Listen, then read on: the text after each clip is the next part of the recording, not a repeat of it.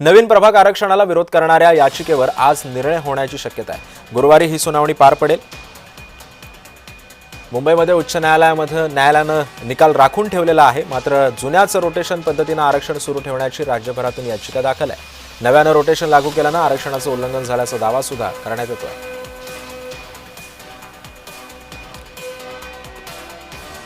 दरम्यान या संदर्भामध्ये अधिक माहिती देतोय आमचा प्रतिनिधी शुभम उमाळे सध्या आपल्या सोबत आहे। शुभम, जुन्याच पद्धतीनं रोटेशन पद्धतीनं हे आरक्षण लागू करावं असं बोललं जातंय, काय माहिती आहे?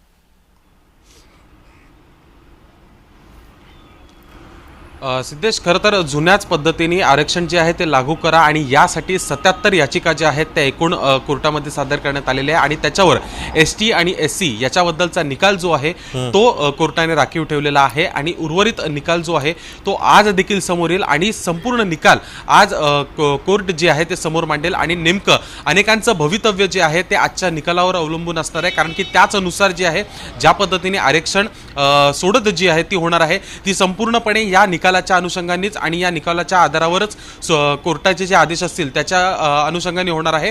आणि कुठेतरी निवडणूक आयोग आता तरी हे सर्व जे कोर्टाचे निकाल येतील हे पाळेल आणि ज्या मर्यादा आहेत 50%च्या आणि इतर सर्व ज्या बाबी आहेत त्याचं पालन करतच जे आहे पुढच्या आरक्षणाच्या सोडती करतील।